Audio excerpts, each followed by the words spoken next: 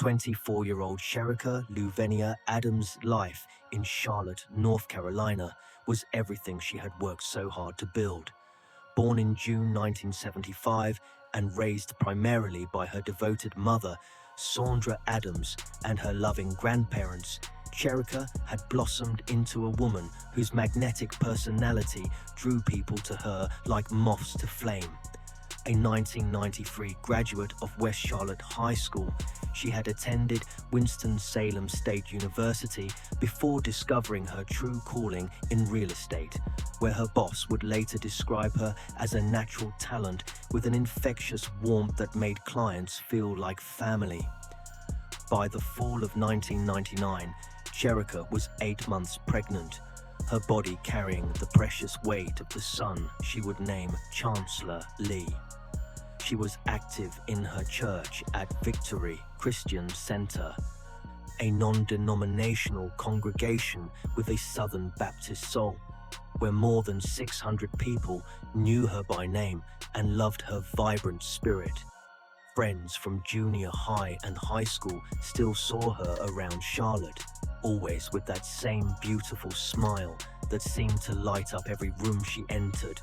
Her mother, Sandra, watched with pride as her only biological child prepared for motherhood, never imagining that the life growing inside Cherica would soon be the only piece of her daughter left in this world. Cherica's pregnancy was both a blessing and a complication. The father of her unborn child was Ray Lamar Theotis Cariff, a rising star in the National Football League. At 25 years old, Cariff was living what many would call the American dream. Born Ray Lamar Wiggins on January 20th, 1974, in Sacramento, California, he had transformed himself from a Valley High School standout into a first-team All-American wide receiver at the University of Colorado Boulder, where he earned a double major in English and education while catching 135 passes for 2,540 yards across 4 seasons. On April 19, 1997, the Carolina Panthers selected Cariff as the 27th overall pick in the first round of the NFL Draft. His rookie season dazzled Charlotte fans as he caught 44 passes for 545 yards and 4 touchdowns, earning a spot on the all-rookie team. His contract with the Panthers was worth $3.7 million over 4 years, approximately $77,000 per month, money that would have made him wealthy by any reasonable standard. But what Cariff built on the football field, he was about to destroy off of it. Cherica and Cariff had met in June 1998 at a pool party in Charlotte. Their relationship was complicated from the start, marked by distance rather than intimacy. A close relative of Cherica's would later reveal that nobody in the family had ever met Cariff, a troubling detail that spoke volumes about the nature of their connection. What appeared to outsiders as a romantic relationship was, in reality, something far more unstable and ultimately deadly. But beneath the surface, cracks were already beginning to show. Cariff already had one child, a son named Ray Jr., with a woman named Michelle Wright from Sacramento.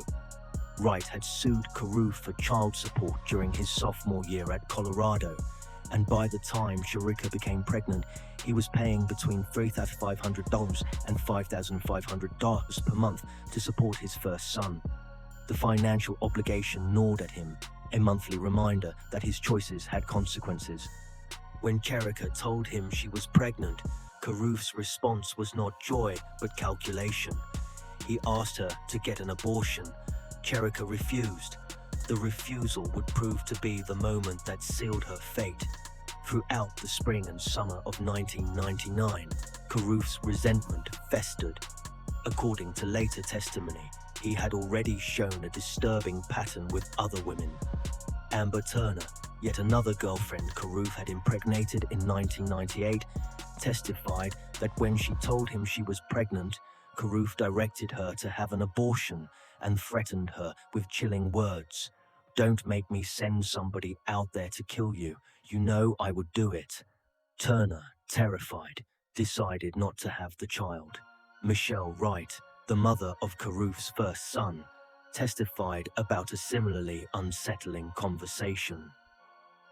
When she told Karuf she wanted him to spend more time with their son, Karuf bristled and said, "Don't be surprised if you get in a car accident," before adding, "I was just joking."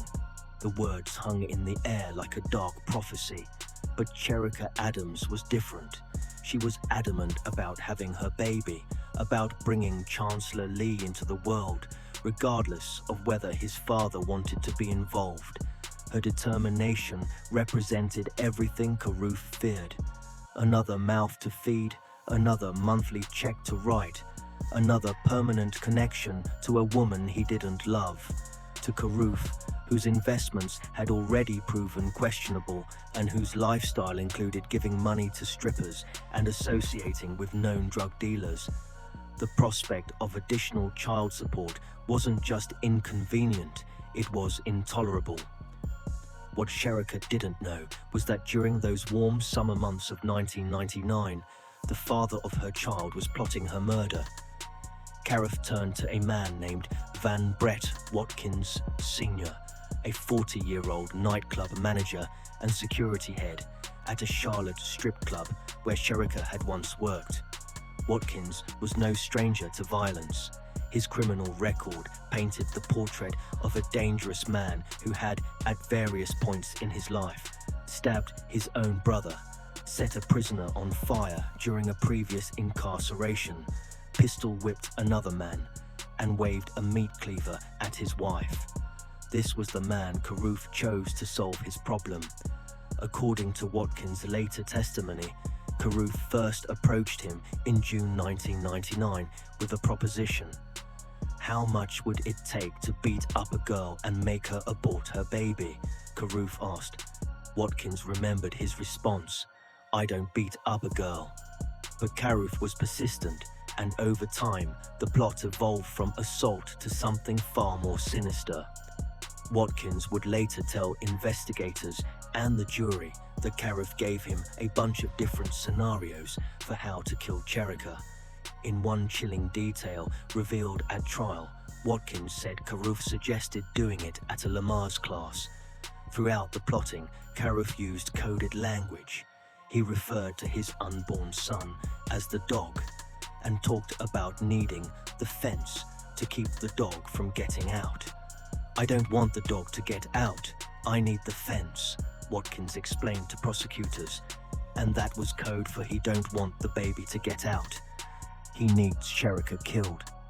Phone records would later reveal a long series of calls between Karuf and Watkins in the weeks leading up to the shooting, a digital breadcrumb trail that prosecutors would use to devastating effect.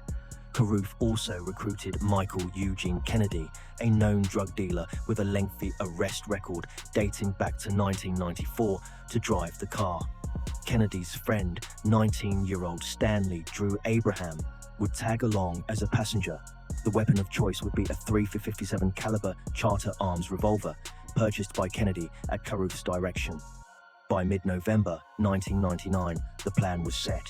On Tuesday evening, November 16, 1999, Karuf invited Cherica on what appeared to be a double date to see a late-night showing of the movie The Bone Collector at a theater in an upscale part of Charlotte near the Stonecrest shopping center. The other couple included Karuf's Panthers teammate Hannibal Navies and his date. For Cherica, 8 months pregnant and heavy with child, the evening must have seemed like a rare moment of normalcy, a chance to spend time with the father of her baby before their lives changed forever. What she didn't know was that she was being led to her execution. After the movie ended, shortly after midnight on November 17th, Karuf suggested they take separate vehicles. He drove his white Ford Expedition. Cherica followed in her black BMW, heading toward her apartment in South Charlotte.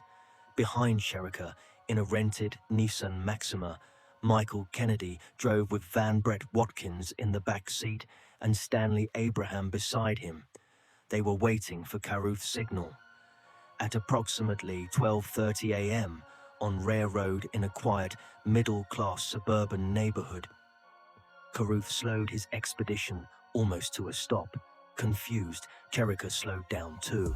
At that moment, Kennedy pulled the Nissan Maxima alongside Cherica's BMW, boxing her in with nowhere to go. From the back seat, Van Brett Watkins raised the .357 caliber revolver and opened fire. Bam, bam, bam, bam. Watkins would later describe to a horrified courtroom. She was screaming. She was drowning in her own blood. You could hear a gurgling sound. 4 bullets tore into Cherica's body, 1 striking her neck, 3 penetrating her back. The rounds perforated her intestines, liver, and stomach. As the gunfire echoed through the night, Carruth sped away in his expedition, leaving Cherica bleeding and gasping in her car. He did not stop. He did not call 911. He simply drove away. But Cherica Adams was a fighter. Despite catastrophic injuries and excruciating pain, Cherica managed to drive her BMW off the road onto the lawn of a private home. She reached for her cell phone and, with trembling fingers, dialed 911. The call that followed would become the most damning piece of evidence in the entire case. A voice from beyond the grave that would haunt her killers all the way to the courtroom. "I've been shot," Cherica moaned into the phone, her voice thick with agony. "You've been shot?" the dispatcher asked. "I'm 8 months pregnant," Cherica managed to say. "How'd this happen?" "I was following my baby's daddy, Ray Carruth, the football player," Cherica explained, each word a monumental effort. "So you think he did it?" "He slowed down and a car pulled up beside me," she said, her breathing labored. "And then shot at you." "Yes." "And then, where'd he go?" "He just left. I think he did it. I don't know what to think." The final 8 minutes of the 12-minute recording were filled with the sounds of Cherica moaning in pain, complaining she was cold, her life slowly draining away on a suburban Charlotte street. She then drove to a nearby neighborhood and blew her horn, desperately hoping someone would come out to help her. No one did. Emergency responders rushed Cherica to Carolina's medical center. Doctors worked frantically to save her, but her injuries were catastrophic. With her mother, Sandra Adams, holding vigil at her bedside, medical staff made the heart-wrenching decision to deliver Cherica's baby by emergency cesarean section. At 10 weeks premature, Chancellor Lee Adams entered the world not with celebration, but with tragedy. He had been deprived of oxygen for 70 minutes while still in the womb, suffering from his mother's trauma and blood loss.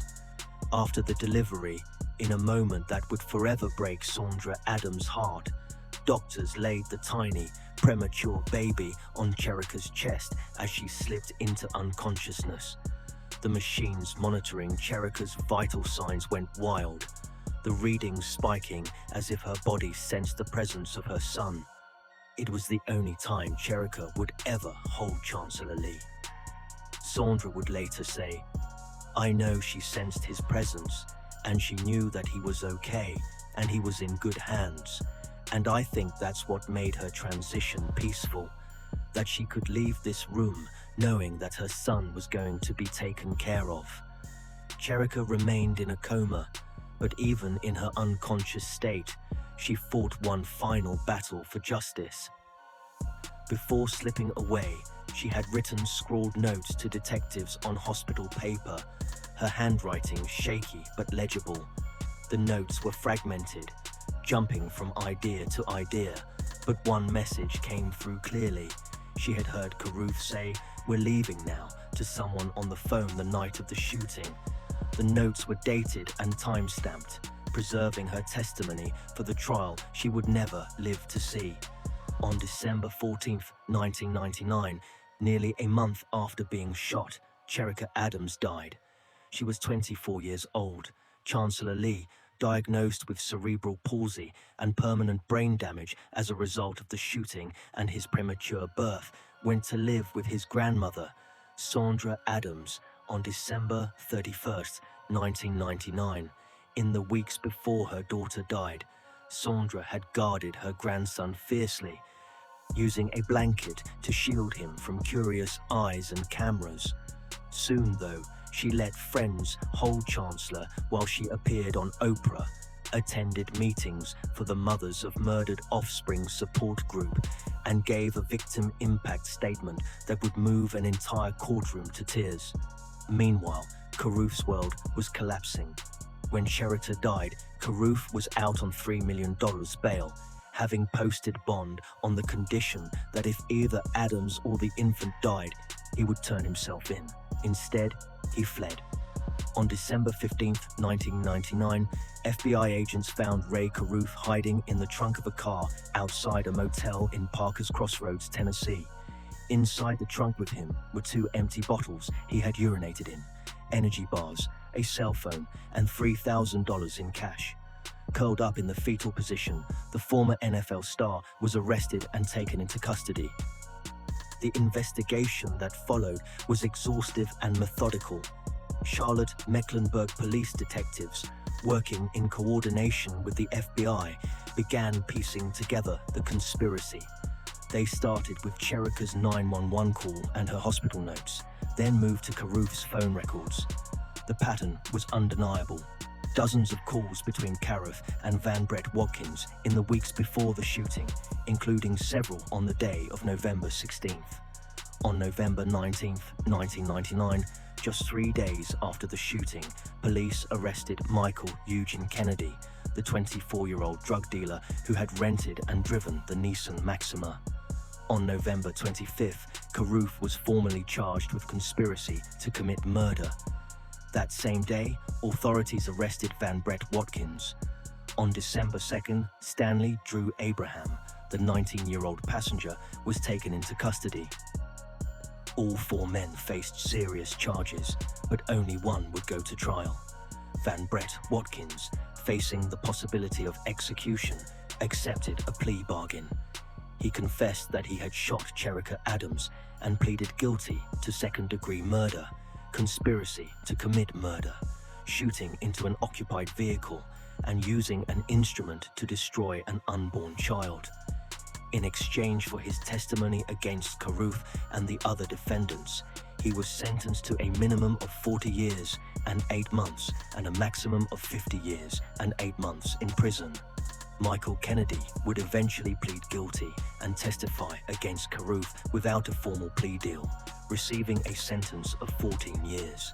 Stanley Abraham, whose involvement was more peripheral, received 90 days in jail after prosecutors dropped the remaining charges. Carouf, however, maintained his innocence. He retained David Rudolph, a founder of the Chapel Hill law firm Rudolph, Maher, Widenhouse, and Fialko. Rudolph had a strong reputation as a criminal defense lawyer and had successfully represented several clients in high-profile cases. The prosecution was headed by Mecklenburg County Assistant District Attorney Gentry Cordell, a veteran prosecutor for whom this would be his last case before becoming a judge. Prosecutors offered Carouf a plea deal, plead guilty to second-degree murder in exchange for a 30-year sentence. Carouf rejected the offer. In response, prosecutors decided to seek the death penalty. The trial of Ray Lamar Theotis Carouf began on October 23, 2000 at the Mecklenburg County Courthouse in Charlotte before Judge Charles Lamb.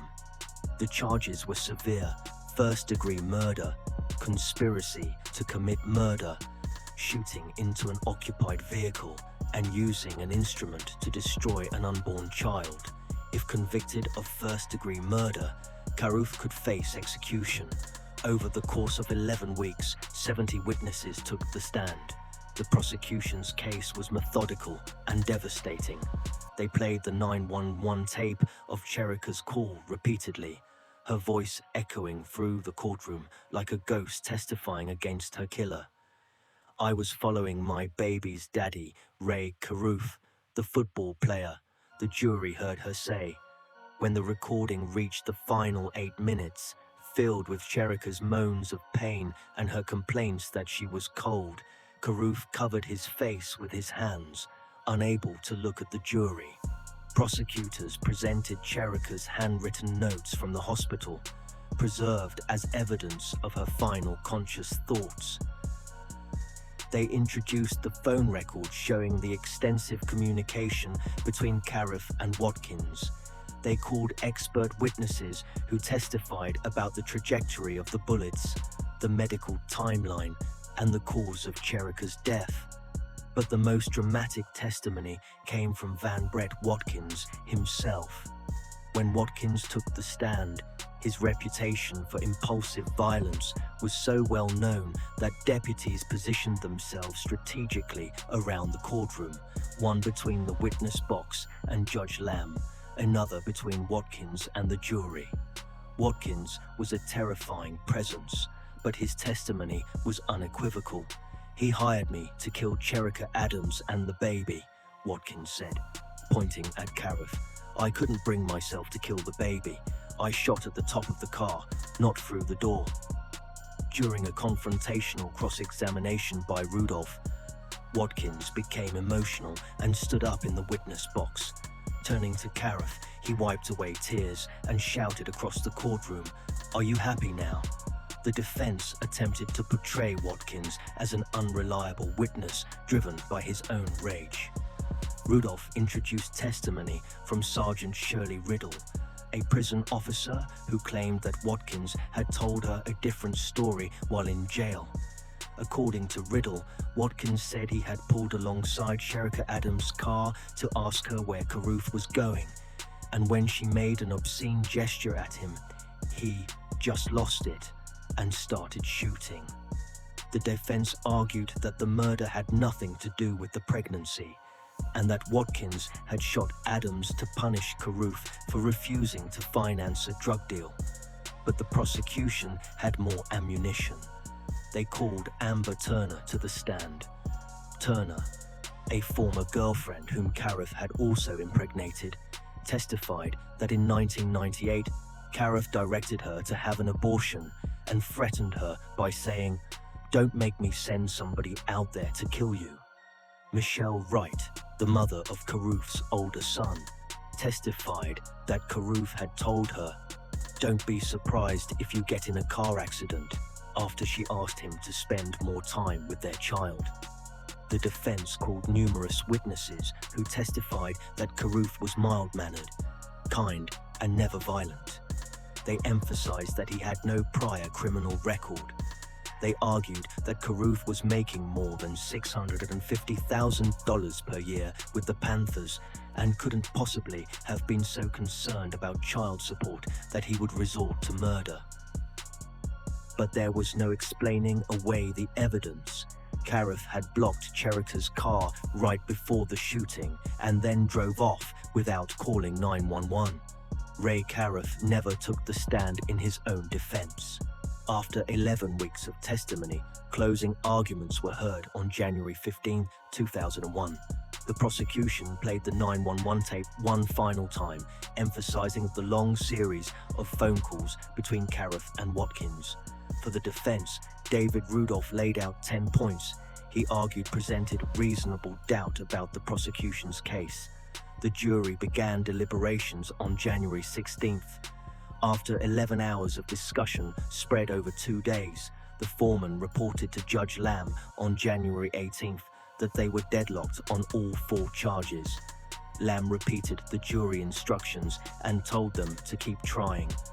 On Friday, January 19th, 2001, after approximately 20 hours of total deliberation, the 7-man, 5-woman jury returned their verdict. The courtroom held its breath. Ray Carruth was found not guilty of first-degree murder, sparing him from the possibility of execution, but the jury convicted him on the other 3 charges: conspiracy to commit murder, shooting into an occupied vehicle, and using an instrument to destroy an unborn child. Carruth, 26 years old, showed no emotion as the verdicts were read.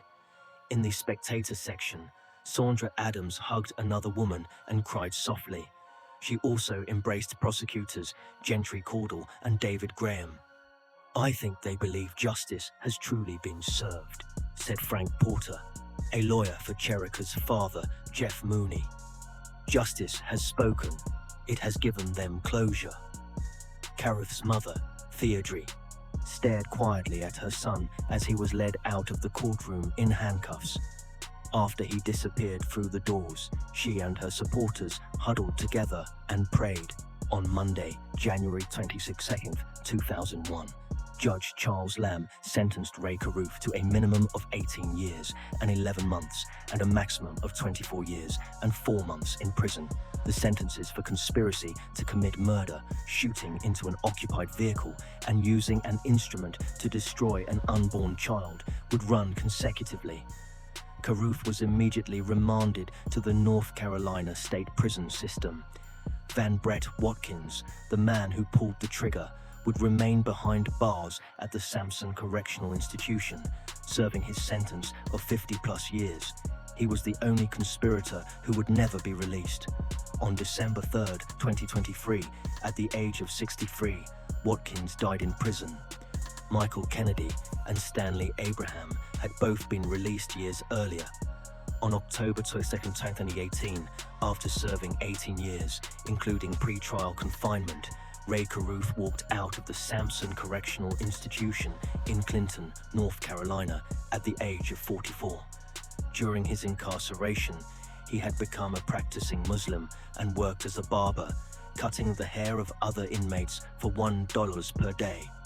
According to North Carolina Public Safety Department records, Carruth served his time in minimum security and didn't cause any trouble.